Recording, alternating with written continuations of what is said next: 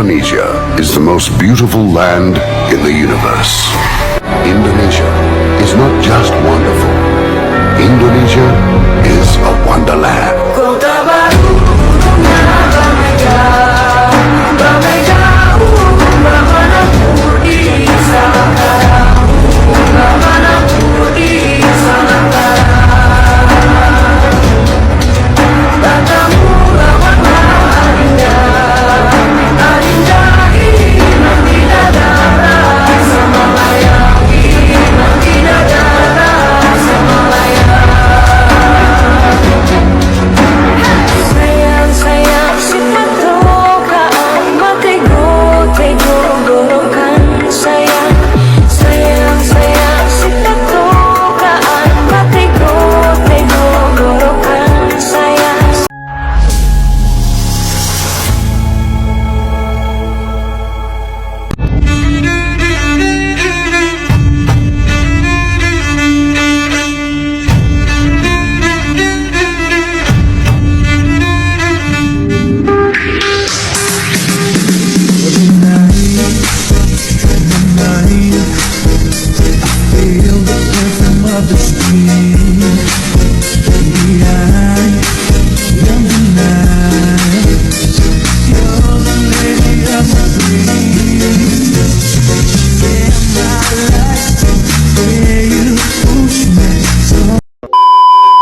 Assalamualaikum warahmatullahi wabarakatuh. Perkenalkan, kami dari kelas 12 5D 14 dari grup 8A ingin mempresentasikan tentang wawasan Nusantara.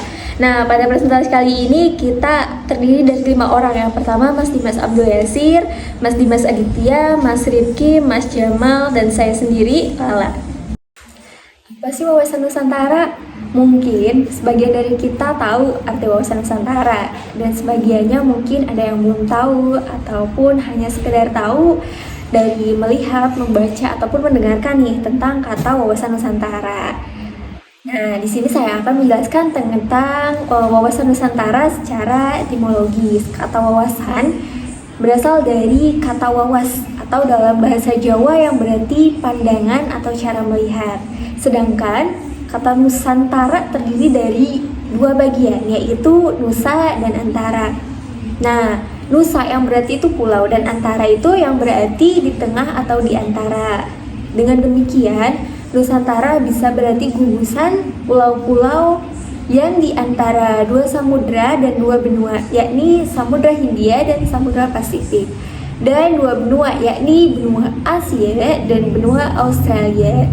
Jadi, wawasan Nusantara adalah pandangan bangsa Indonesia terhadap diri dan lingkungan hidupnya yang mencakup keseluruhan wilayah Indonesia yang terdiri dari ribuan pulau yang tersebar. Wawasan Nusantara memiliki 2 aspek esensial, yaitu persatuan bangsa dan kesatuan wilayah.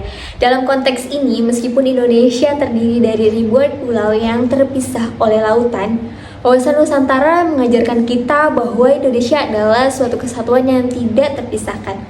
Persatuan bangsa berarti bahwa seluruh rakyat Indonesia yang terdiri dari berbagai suku, budaya, agama dipandang sebagai suatu bangsa dengan tujuan yang sama, yaitu untuk mencapai kemerdekaan dan kesejahteraan. Kesatuan wilayah berarti bahwa seluruh wilayah Indonesia, baik daratan maupun perairan di antara pulau-pulau harus dipandang sebagai suatu kesatuan wilayah yang utuh dan tidak terpisahkan. Baik teman-teman, di sini saya akan sedikit bercerita mengenai sejarah dan latar belakang wawasan Nusantara.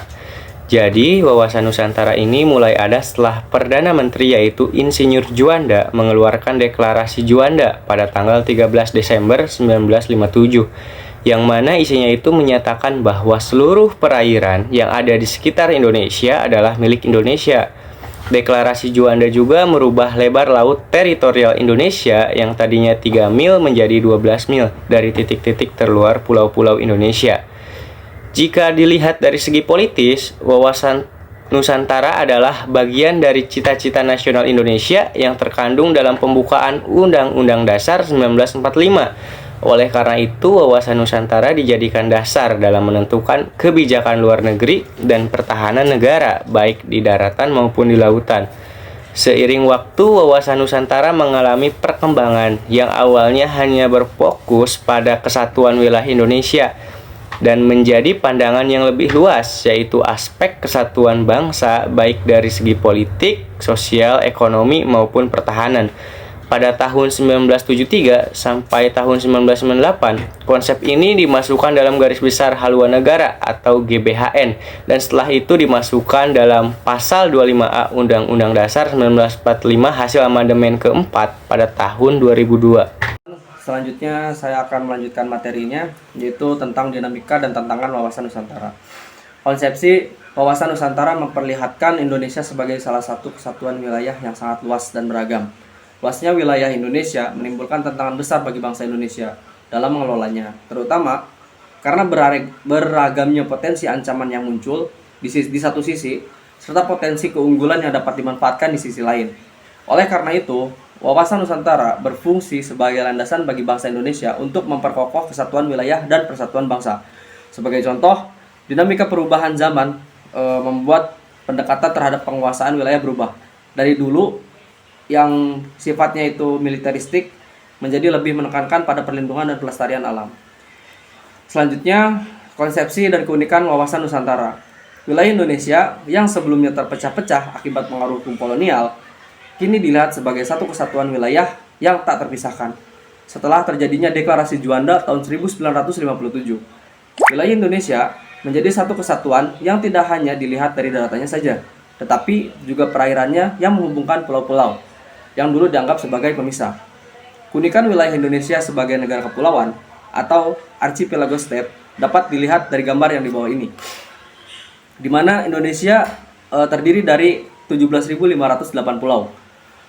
Luas dari negara Indonesia mencapai 5.192.000 km persegi, di mana 2/3 dari luas Indonesia ini adalah lautan.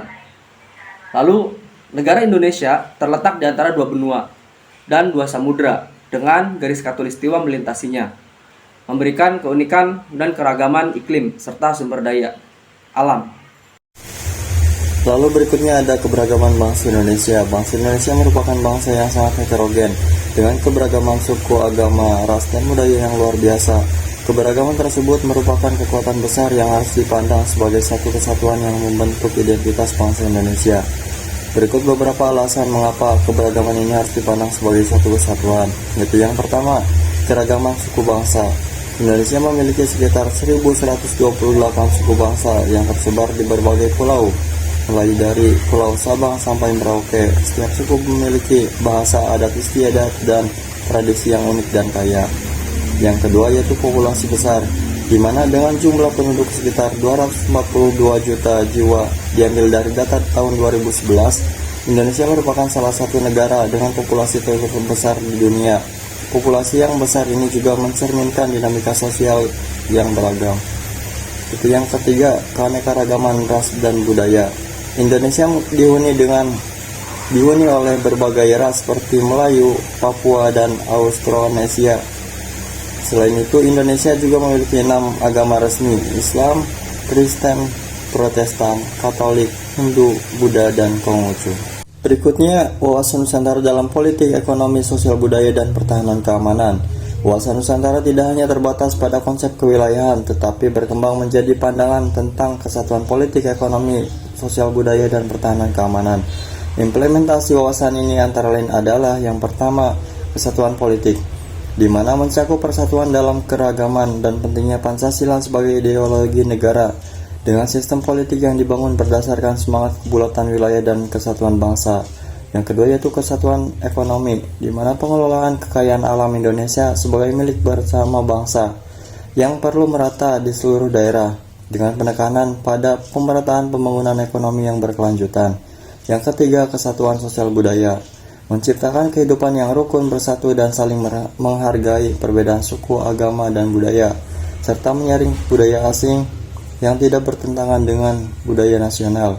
Yang terakhir yaitu kesatuan pertahanan dan keamanan, mengingat ancaman terhadap satu pulau atau wilayah merupakan ancaman terhadap seluruh bangsa, maka perlunya kesadaran bela negara yang ditumbuhkan dalam setiap individu Indonesia sebagai bagian dari menjaga keutuhan bangsa. Baik, selanjutnya saya akan menjelaskan tentang pembangunan nasional dalam kerangka wawasan Nusantara. Pembangunan nasional harus berjalan secara menyeluruh dalam bidang politik, ekonomi, sosial budaya, dan pertahanan dan keamanan.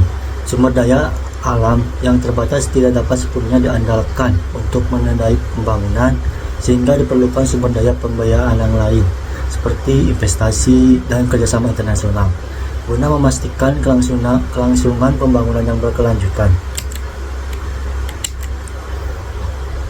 Nah, kesimpulan.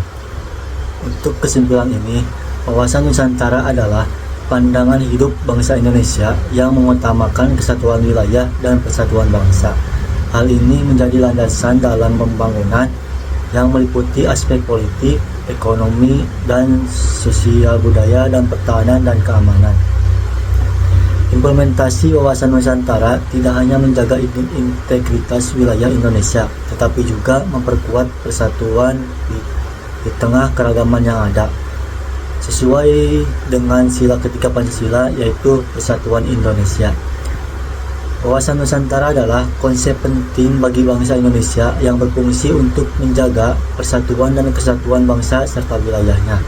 Meskipun Indonesia terdiri dari banyak pulau yang terpisah oleh lautan luas, konsep ini berakar dari sejarah perjuangan bangsa Indonesia untuk merdeka dan bersatu, serta dilandasi oleh kepentingan politik untuk memastikan Indonesia tetap menjadi negara yang utuh dan berdaulat.